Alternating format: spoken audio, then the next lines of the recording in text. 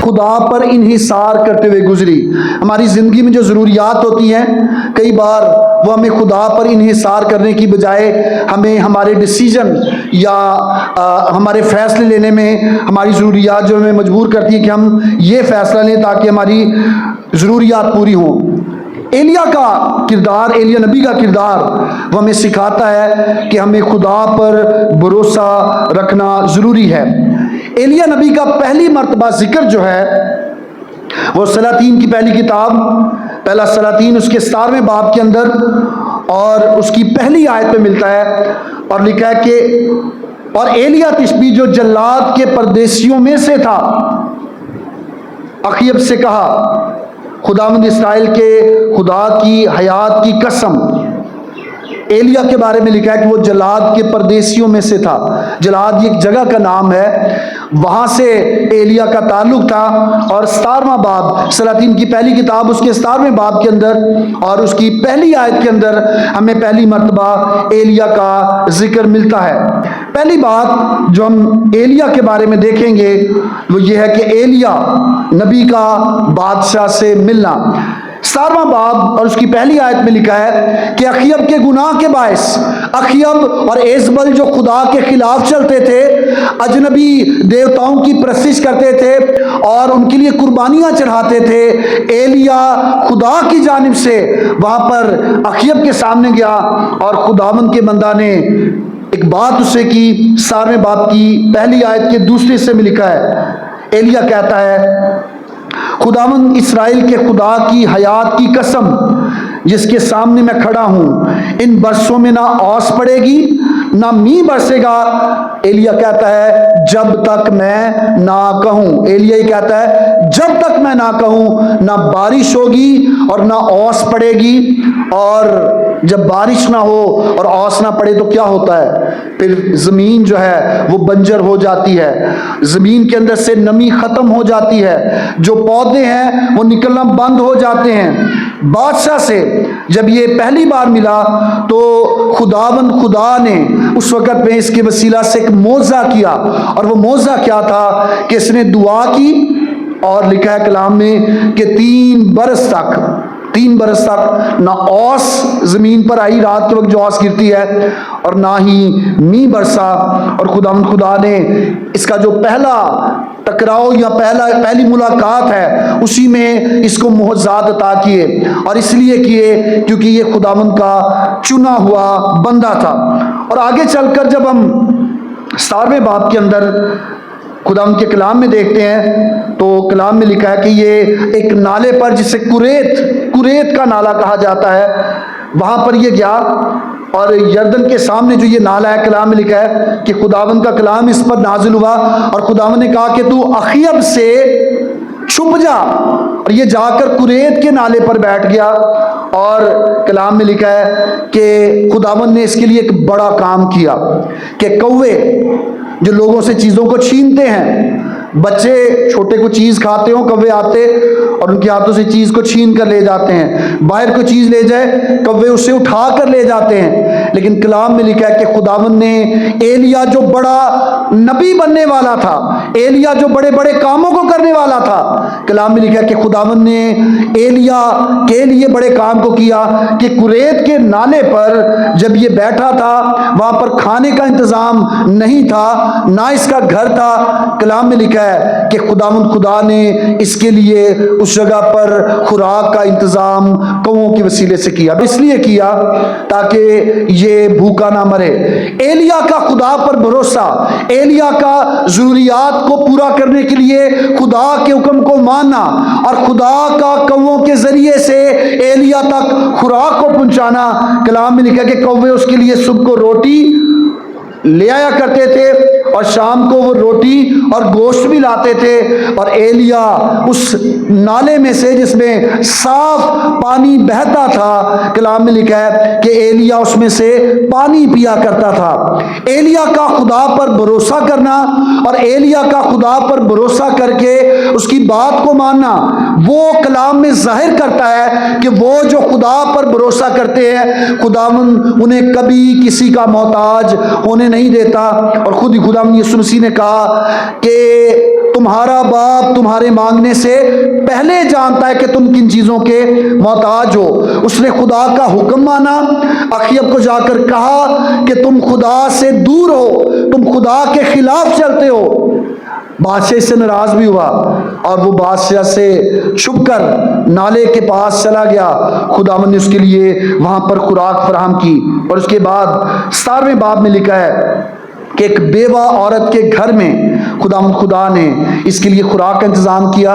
बेवा औरत, कलाम में लिखा है, जो लकड़ियां चुन रही थी, उसने कहा बेवा औरत के पास उस नाले से निकलकर कि मेहरबानी से मुझे कुछ खाने के लिए दे। उसने कहा मेरे घर पर एक मुट्ठी आटा है और एक तेल की कुप्पी है।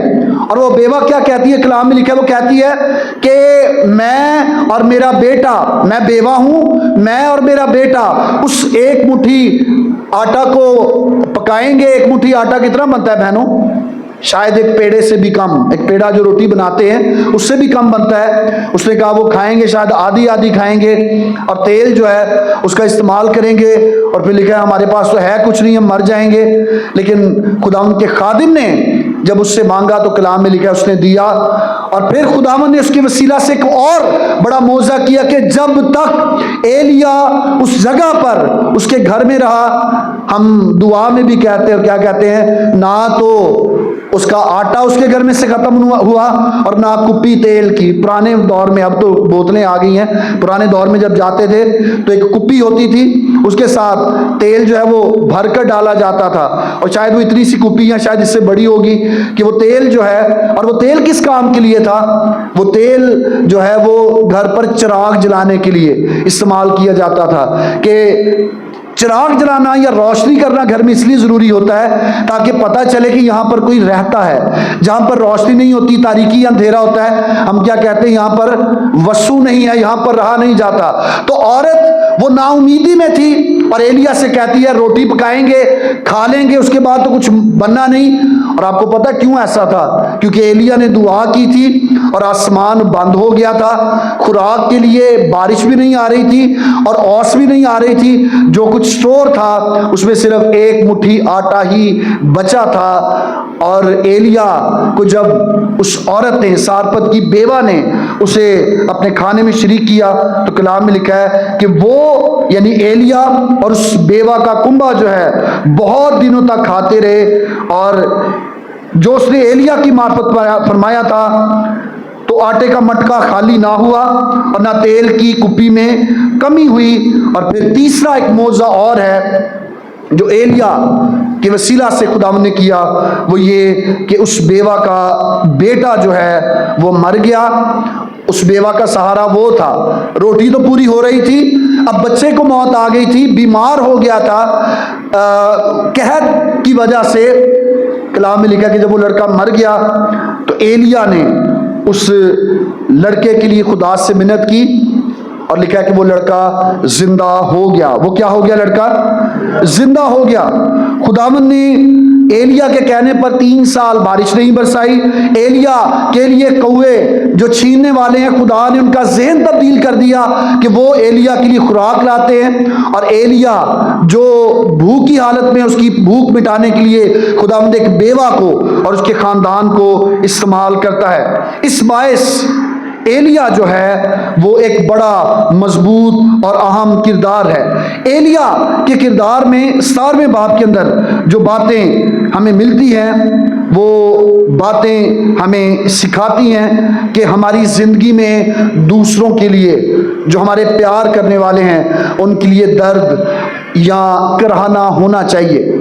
एलिया जब उस औरत के घर पर पहुंचा तो उसने ये नहीं कहा कि मैनू रोटी दे दो, मैं खा लूंगा, बाकी खुदा तुम्हारा मालिक होगा।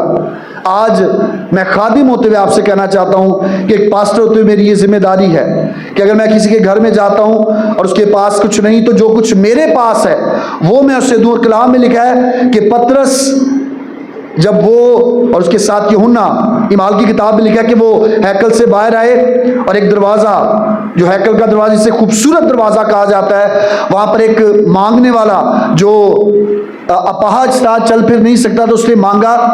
तो पतरस ने कहा कि सोना चांदी हमारे पास नहीं है। पतरस ने कहा जो कुछ हमारे पास है वो तुझे देते हैं। यीशु मसीह के नाम से उठ और चल फिर। खादमीन के लिए ज़रूरी है कि उनकी ज़िंदगी में कराहना हो, और एक ईमानदार होते हुए हमारी ज़िंदगी में ये मौजूद होना चाहिए कि अगर कोई हमारा अपना तकलीफ में है तो हम उसके लिए दुआ करने वाले और दर्द के साथ उसके लिए दुआ करने वाले हों। अगर कराहना हमारी ज़िंदगी में शामिल होगा तो हम सारपत की बेवा की तरह, जैसा एलिया ने सारपत की बेवा पर रहम किया और उसके लिए दुआ की, सारपत की बेवा ने अपना काम किया। और कलाम में लिखा है कि खुदावंद ने एलिया के उसके घर में होने के बायस उसकी ज़रूरत को पूरा किया।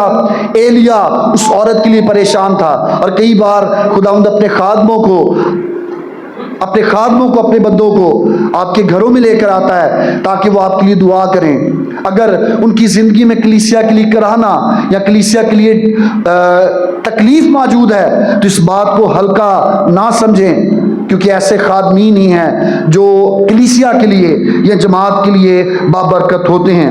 एलिया दूसरों के लिए अपने दिल में दर्द रखने वाला था, यहाँ तक कि सिर्फ उसने रोटी पानी नहीं खाया, बल्कि जब उस बेवा जो सारपत की बेवा के नाम से कलाम में मिलती है उसका बेटा मर गया, तो कलाम में लिखा है कि उस वक्त में खुदावंद के इस बंदा ने, एलिया ने उसके लिए खुदावंद से दरख्वास्त की और वो लड़का जिंदा हो गया।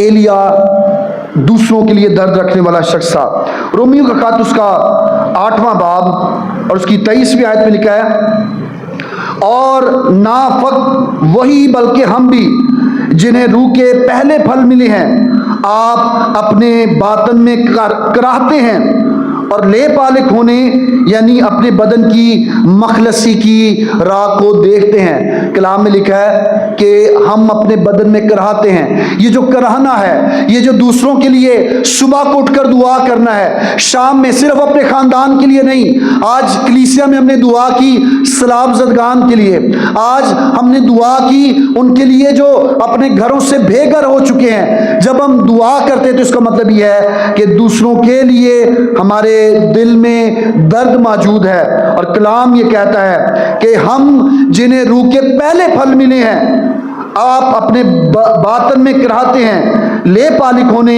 यानी अपनी बदन की मखलसी की राह देखते हैं। सिर्फ अपने लिए ना सोचें। यीशु ने क्या कहा, अगर तुम्हारे पास 2 कुर्ते हैं तो किसी एक को दे दो जिसके पास कुर्ता नहीं है।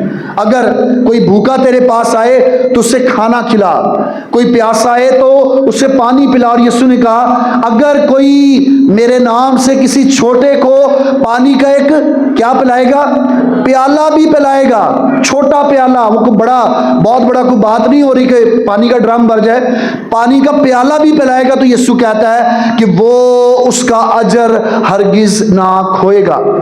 दूसरों के लिए कराहना, दूसरों के लिए दर्द रखना, ये हमें बाबरकत बनाता है और बरकत के दरवाजे हमारे लिए खोलता है। दूसरी बात जो कलाम खुदा में से हम सुनेंगे और सीखेंगे, सलातीन की पहली किताब उसका 18वां बाब और उसकी 21वीं आयत से 39वीं आयत की आखिर तक पढ़ेंगे नहीं, लेकिन मैं आपको बताना चाहता हूं कि ये आयत जो हमारे सामने पढ़ी गई 21वीं आयत, ये वो आयत है जब अखीब 17वें बाब में वो दुश्मन बन गया एलिया का, और एलिया उससे छुपकर जाकर कुरैत के नाले पर बैठ गया। उसके बाद वो बेवा के घर में रहा और उसके बाद बेवा का बेटा मर गया। अभी तक एलिया जो है वो अखीब से दूर था, लेकिन कलाम में लिखा है कि जब अखीब को पता चला कि एलिया उसी इलाका में है तो उसने अपने लोगों को भेजा ताकि वो एलिया को पकड़ कर लाएं। तो लिखा है कि जब उसने यानी अखीब ने एलिया को देखा तो उसने एलिया को देखकर कहा, ए इस्राएल के सताने वाले, क्या तू ही है? उसका मतलब यह था कि तू ही वो नबी है जिसने दुआ की और हमारे लिए बारिश को रोक दिया। हालांकि एलिया का या खुदा का मकसद ये नहीं था कि लोग प्यासे मर जाएं या बारिश ना हो, बल्कि इस बारिश को रोकने का मकसद ये था कि जब लोग इस बात को देखें तो अपने गुनाह से तौबा करें। मेरे जीजों, आज ये जो सैलाब, ये जो बादल फट रहे हैं, क्लाउड बरस्ट हो रहे हैं, ये सैलाब जो आ रहे हैं, ये जो जल्जले आ रहे हैं, ये जो आंधियाँ तूफान आ रहे हैं, बारिशें मामूल से हटकर ज़्यादा हो रही हैं, ये चीज़ें सिर्फ मौसमों की तब्दीलियां नहीं बल्कि मुझे और आपको तब्दील करने के लिए मौका भी है कि हम अपने आप को देखें कि कहीं हम इनमें घिर कर मरने वाले तो नहीं, और हम अपने आप को तैयार करें। कलाम में लिखा है कि 21वीं आयत जो हमारे सामने पढ़ी गई, सलातीन की पहली किताब उसका 18वां बाब और उसकी 21वीं आयत में लिखा है कि एलिया कहता है 18वीं आयत में कि मैंने नहीं बल्कि तूने, अक्षय को कहता है, तूने और तेरे बाप के घराने ने खुदावंद को सताया है, क्योंकि तुमने खुदावंद के हुक्मों को तर्क किया और तू बलीम का पैरो हो गया। इसलिए तू कासत भेज और सारे इसराइल को और बाल के 450 नबियों को, ये जो झूठे नबी थे 450 थे, कितने नबी थे? 450, और ये सीरत के 400 नबियों को, यानी तकरीबन 850 नबी जो हैं, एजबल ने जो बुत प्रस्त औरत थी और अखयब की बीवी मलका थी, उसने झूठे नबी 850 इकट्ठे करके रखे थे।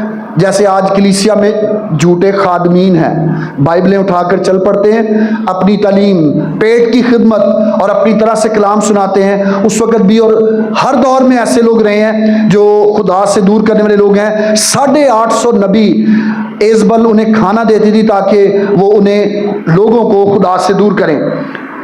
एलिया कहता है कि 850 बंदे ले आओ, बाल वाले भी, ये सिर वाले जो नबी हैं वो भी ले आओ और मेरे पास ही इकट्ठे कर दो।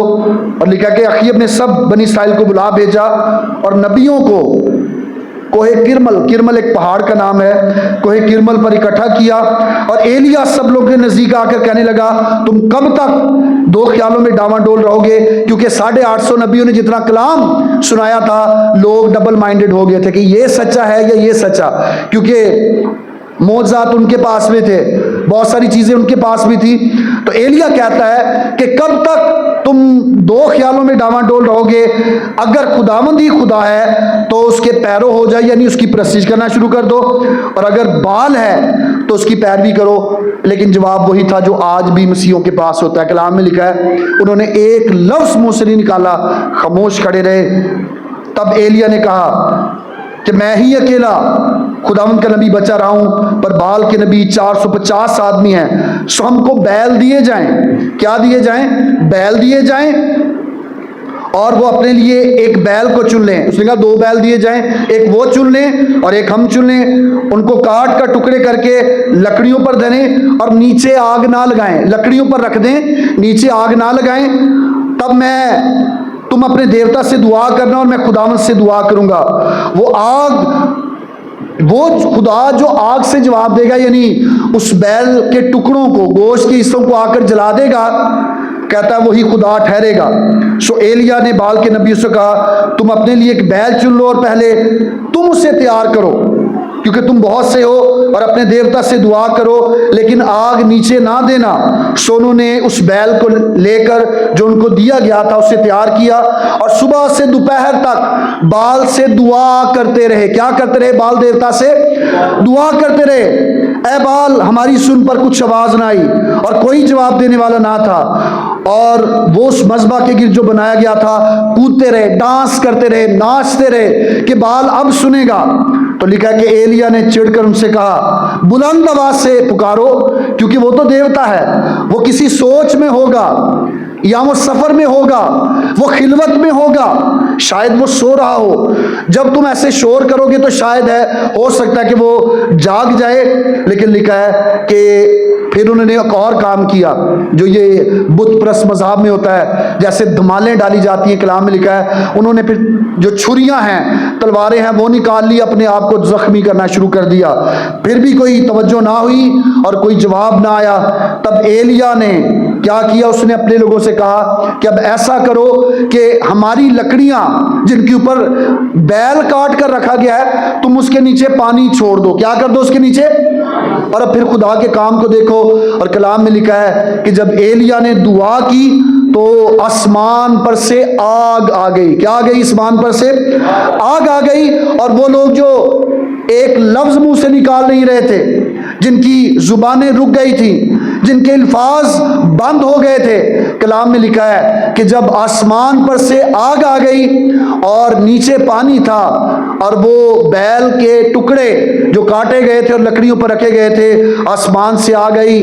पहले तो वो गोश्त जो था वो जल गया और उसके बाद लकड़ियां भी जल गई और पानी जो है वो भी खत्म हो गया, पानी भी जो है वो आग चट कर गई। तो लिखा है कि जब सब लोगों ने देखा तो मुंह के बल गिरे और कहने लगे खुदावंद वही खुदा है, खुदावंद वही खुदा है। एलिया नबी ये वो नबी है और एक ऐसा नबी है कि जब लोग दो ख्यालों में डामाडोल थे तो खुदावंद ने उस वक्त में एलिया को चुना। याद रखें कि अगर हमारी जिंदगी में रूहानी तरक्की या बरकत रुकी है, हम अपने लिए कुछ मांग रहे हैं और हमें मिल नहीं रहा, तो एलिया के इस वाकया को याद करें। जब लोग ख्यालात में डामाडोल थे तो उस वक्त कुछ नहीं हुआ, लेकिन जैसे ही खुदावंद का बड़ा काम जाहिर हुआ तो वो खुदावंद पर ईमान लाए। याकूब का खत उसका पहला बाब 6 और 8वीं आयत खुदावंद के कलाम में लिखा है कि शक ना करो, शक करने वाला समुंदर की लहर की मानिंद होता है जो हवा से उछलती और बहती है। कलाम में लिखा है जो शक करने वाला है ऐसा शख्स दो दिला है और अपनी सब बातों में बेकयाम है। इंतजार करें, ठहरें खुदा के काम को जो वक्त पर होता है, खुदा का कलाम जो वक्त पर पूरा होता है उसका इंतजार करें। जरूर है कि वो काम जो खुदावंद करता है या करने की ताकत रखता है वो अपने ठहराए हुए वक्त पर करेगा। एलिया के लिए सबसे पहली बात जो हमने सीखी और देखी कि जब वो पहली बार बादशाह से मिला तो खुदा ने उसके वसीला से क्या किए, वहां पर मोजज़ात किए। क्या किए वहां पर? और जब दूसरी बार वो बादशाह के सामने आया और बाल के पुजारी उसके मानने वाले भी आए तो खुदा ने उसको वहां पर भी फतह अता की। तीसरी और आखिरी बात जो आज हम सीखेंगे और पैगाम का अगला हिस्सा हम अगले एतवार में देखेंगे वो ये है कि एलिया जो कि एक बहुत बड़ा नबी है, उसे नबियों में बड़ा नबी इसलिए कहा जाता है क्योंकि जो मौजज़ात खुदावंद ने उससे दिए थे उस जैसे मौजज़ात और कम ही लोगों को या नबियों को हासिल हुए। पहला सलातीन उसका 19वां बाब, सलातीन की पहली किताब उसका 19वां बाब और उसकी पहली आयत से 18वीं आयत कलाम में लिखा है कि जब एलिया की वसीला से ये बड़ा काम हुआ और उसके बाद जब आग आ गई, सब कुछ खत्म हो गया, भस्म हो गया, लोगों ने मान लिया कि खुदा वही है। फिर लिखा कि एलिया ने दोबारा दुआ की। खुश्क साली, बारिश जो नहीं हो रही थी, ओस जो नहीं गिर रही थी, एलिया ने जब दुआ की तो कलाम में लिखा है कि कसरत की बारिश हुई और 3 सालों के बाद खुदा ने दोबारा आसमान को खोल दिया। और फिर लिखा है कि एलिया ने अपनी कमर कसी और वो अखीब के आगे से यज़राइल के मदखल तक दौड़ा चला गया। तीसरी बात जो हम देखेंगे वो ये कि इतने बड़े मौजज़ात करने वाला शख्स, इतने बड़े बड़े कामों को सरंजाम देने वाला शख्स, उसकी ज़िंदगी में भी जज्बात पाए जाते हैं। कई बार खादमीन जब उनकी ज़िंदगी में बीमारियां आती हैं, उनकी ज़िंदगी में जब आजमाइशें आती हैं, वो आजमाइशों में से गुजरते हैं तो हमारा जो ख्याल या हमारी सोच है अपने लिए भी कि हम यीशु पर ईमान रखते हैं, हमने बपतिस्मा लिया, हम दुआ करते हैं, हमें किसी परेशानी का सामना नहीं करना पड़ेगा।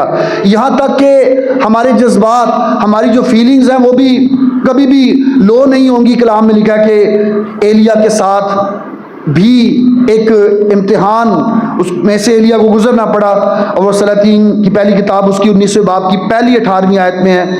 और वो ये कि जब अखीब वो नबियों को, जो खुदा के नबी थे, उन्हें तलवार से कत्ल कर रहा था तो एलिया उससे छुपकर बीर सबा, जो यहूदा का बीर सबा है, वहाँ पर चला गया और अपने खादम को भी वहीं पर छोड़ गया और जाकर वो खुद एक झाओ के पेड़ के नीचे आकर बैठा और लिखा कि वो इतना डर गया कि उसने अपने लिए मौत मांगी। क्या मांगी? अपने लिए। ये जज्बात हर इंसान की ज़िंदगी में होते हैं। अगर एलिया इतना बड़ा नबी था, वो डरता ना, वो तलवारें गुजर जाती, वो मरता ना, तो शायद आज एलिया ना होता, लोग उसे खुदा मानना शुरू कर देते। आपको याद है बाइबल मुकद्दस में जब यीशु मसीह ने अपनी ज़ुबान मुकद्दस से कलमा अदा किया, एली एली लम्मा सबक्तनी, तो लोग क्या समझ रहे थे? वो कह रहे थे एलिया बचाने आ रहा है। क्यों समझ रहे थे? क्योंकि वो समझ रहे थे कि एलिया ऐसा शख्स है जो बचाता है, खुदा उसके साथ है, शायद उसकी रूह आएगी एलिया की और वो यीशु को उठाकर ले जाएगी। लफ्ज़ वहां पर जो है एलिया नहीं आया, एली एली लम्मा सबक्तनी। एल का जो लफ्ज़ है वो खुदा के लिए इस्तेमाल होता है। खुदा का जो नाम है, उसके सिफाती नाम है, उसमें एल उसका नाम है। और एली जो नाम है, ये अरामी ज़ुबान में, यीशु मसीह की जो मादरी ज़ुबान अरामी ज़ुबान थी, उसमें खुदावन यीशु मसीह पुकारते और कह रहे थे, जिसका तर्जमा यह है कि ए मेरे खुदा, यानी एली मेरे खुदा, तूने मुझे क्यों छोड़ दिया। लेकिन एलिया के बारे 19वें बाब के अंदर ये लिखा है कि एलिया वो जज्बात में बादशाह अखीब से डर कर आकर छुप कर बैठ गया, क्योंकि बादशाह ने नबियों को कत्ल करना शुरू कर दिया था। और एलिया सहरा की जानिब गया और उसने अपने लिए मौत मांगी। लेकिन 5वीं आयत में लिखा है कि एक फरिश्ता आया, उसने उसकी ढारस बंधाई, उससे छुआ, उसको हाथ लगाया, उसे उठाया और कहा खा, उसे उसके लिए खाना भी लाया। एलिया एक ज़बरदस्त किरदार है, लेकिन एक इंसान होते हुए उसकी ज़िंदगी में ये कमियां भी मौजूद हैं कि जब वो मौत को सामने देखता है तो वो डरता है।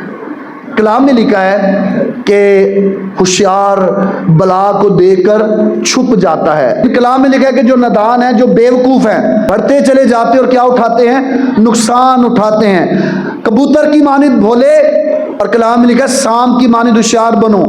कभी भी कोई ऐसा काम ना करें जज्बात में बहकर कि मैं ये करूंगा, इससे मेरे खानदान का फायदा हो जाएगा, मैं मर जाऊंगा, चलो मेरे घर वाले तो सुकून हो जाएगा, मैं ये कर दूंगा, मेरी कौम को तो ऐसा हो जाएगा।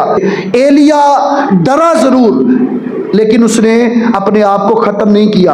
वो चीज़ जो हमें मौत की जानिब ले जाए या मार दे, असल में वो इब्लीस की ताकत। उसने अपने लिए मौत मांगी, वो उसका एक कामिल इंसान होते हुए कि वो एक इंसान था, वो के बड़े बड़े मौजज़ात कर रहा है, वो एक इंसान था, इसलिए उसने अपने लिए मौत मांगी। जब हम डिप्रेशन में हों, जब हम परेशानी में हों, तो खुदावन उसका हल करता है। 5वीं आयत में लिखा है कि खुदावन ने उसके लिए एक फरिश्ते को भेजा। 19वें बाब की 5वीं आयत में लिखा है खुदा ने उसके डिप्रेशन को, की परेशानी को कैसे ठीक किया कि खुदावन ने उसके लिए अपना फरिश्ता भेजा। और 6ठी आयत में लिखा है कि जब उसने उठकर देखा तो उसके सिराने अंगारों पर पकी हुई रोटी है, उसके लिए खुदा ने खाना फराहम किया। और कलाम में फिर लिखा है कि खुदावंद का कलाम उस पर नाजिल हुआ, खुदावंद ने खुद उससे बात की। जब हम परेशानी में होते हैं तो खुदावंद हमारी रहनुमाई के लिए किसी शख्स को उसके वसीला से अपने कलाम को भेजता है। खुदावंद परेशानी में हमें खाना भी देता है, वो हमसे गुफ्तगू भी करता है। और 11वीं आयत में लिखा है कि वो अपना नुक्ता नज़र, वो अपनी मर्जी भी हम पर जाहिर करता है। लिखा है कि उसने कहा बाहर निकल और पहाड़ पर खुदावंद के हुजूर खड़ा हो। और देखो खुदावंद गुजरा और एक बड़ी तुंद आंधी खुदावंद के आगे पहाड़ों को चीर डाला और चट्टानों के टुकड़े कर दिए, पर खुदावंद आंधी में ना था। खुदावंद ने उसके नुक्ता नज़र को समझते हुए अपने आप को उस पर जाहिर भी किया। और 11वीं और 12वीं आयत में खुदा उसे एक चैलेंज भी देता है। और कलाम में लिखा है कि वो चैलेंज क्या है कि खुदावंद उसे ये बताता है कि वो जो समझता है कि शायद पहले खुदा आग के ज़रिए से आया था, पहले उसने आसमान बंद किया था, अब भी ऐसा होगा। अब चैलेंज नया है, अब शोर नहीं है, अब कोई बड़ा काम नहीं है, बल्कि कलाम में लिखा है 12वीं आयत क्या है आखिरी हिस्सा में, और आग के बाद एक दबी हुई हल्की आवाज़ आई। कैसी आवाज़ आई? खुदा की दबी हुई हल्की आवाज़ आई। मेरे अज़ीज़ों, जब आप दुआ करते हैं, हम जब दुआ करते हैं तो दुआ करने का तरीका क्या है कि हम आते हैं, हम 10 मिनट 15 मिनट या आधा घंटा, जिसको जितनी तौफीक मिलती है, वो एक लंबी तवील दुआ करके आमीन कह के जल्दी से उठता है और चला जाता है। लेकिन क्या कभी हमने खुदा की आवाज़ सुनने की कोशिश की? सैमुल के लिए लिखा है कि जब उससे आवाज़ आती है, सैमुल सैमुल, भाग कर एली के पास जाता है, फिर आवाज़ आई, फिर एली के पास जाता है। लेकिन जब तीसरी बार वो आवाज़ आती है तो एली ने उससे कहा कि अब आवाज़ आए तो क्या कहना, ऐ खुदावंद फरमा तेरा बंदा क्या करता है, सुनता है। और एलिया के साथ भी जब खुदावंद हम कलाम हुआ, अब जब आंधियां चली, आवाजें आई, जलजला आया, तो कलाम में लिखा है कि ना आंधियों की आवाज में खुदावंद की आवाज थी, ना जलजले में खुदा की आवाज थी, बल्कि खुदा की आवाज एक दबी हुई हल्की आवाज थी। मायूसी में जब हम मायूस होते हैं, खुदावंद अपनी रहनुमाई हमें बख्शता है, लेकिन अगर हम उसकी आवाज को सुने। ज़बूर हम गाते हैं, बड़ा खूबसूरत ज़बूर है, जे अज दे दिन सब सुन दे हो आवाज यहोवा दी, ना पत्थर वांगर अपना दिल बनाओ तुसी भी। कलाम जो हम सुनते हैं आज, खुदावंद जो हमसे हम कलाम होता है वो अपने कलाम की वसीला से होता है। अगर आप परेशानी में हैं, डिप्रेशन में हैं, खुदा के खादम को बुलाएं, हो सके तो कलाम को पढ़ें, हो सके तो खुदा की जानिब रुजू लाकर उसके कलाम का मुताला करें। ज़रूर इसी कलाम में से आपके लिए खुदा की आवाज़ और खुदा की मर्जी जाहिर होगी। अब की बार खुदा ने कोई बड़ा काम मौजज़ा नहीं किया, अब की बार खुदा की आवाज़ हल्की आवाज़ थी। ज़बूर की किताब में से ज़बूर 42 और उसकी 5वीं आयत, खुदा उनके कलाम में लिखा है, ऐ मेरी जान तू क्यों गिरी जाती है, तू अंदर ही अंदर क्यों बेचैन है। खुदा से उम्मीद रख, क्योंकि उसके निजात बख्श दीदार की खातिर मैं फिर उसकी सिताइश करूँगा। जब हमारी जान हमें लगे कि अंदर ही अंदर दबी जाती है, तो कलाम में लिखा है कि उस वक़्त हमें खुदा से उम्मीद रखनी है और उसके निजात बख्श दीदार को हासिल करने के लिए उसके सामने झुकना है। एलिया वो एक मुकम्मल शख्सियत है, गो के उसकी वसीला से बड़े मौजज़ात हुए। बुतपरस्त लोगों ने शिकस्त खाई, लेकिन उसके जज्बात हमें बाइबल में, खुदावंद के कलाम में मिलते हैं। आज मैं आपसे कहना चाहूँगा कि एलिया का किरदार वो हमें ये बताता है कि कोई भी शख्स कामिल नहीं है, कोई भी शख्स कामिल नहीं हो सकता सिवाय खुदावंद यीशु मसीह के। भले आपको मौजज़ात मिल जाएं, आप कलाम सुनाने की बहुत ताकत और कुव्वत रखते हों, आप एक आइडियल शख्सियत हो दुनिया के सामने, लेकिन एक इंसान होते हुए हमारी ज़िंदगी में परेशानियां और मसाइल रहते हैं, और कई बार इब्लीस उन्हें इस्तेमाल करके हमें खुदा से दूर करना चाहता है। लेकिन ऐसे वक्तों में, ऐसे हालात में खुदावंद की आवाज़ सुनने के लिए अपने आप को ज़रूर तैयार रखें। आज मेरी खुदावंद से दुआ है कि ये 3 बातें जो हमने एलिया नबी के किरदार के मुतालिक सीखी, ये बातें हमारी ज़िंदगी के लिए बाबरकत ठहरें और इनके वसीला से हम खुदावंद के कलाम में और उसकी पहचान में बढ़ें और तरक्की हासिल करें। खुदावंद हम सबों को इस कलाम की वसीला से बरकत दे। आमीन।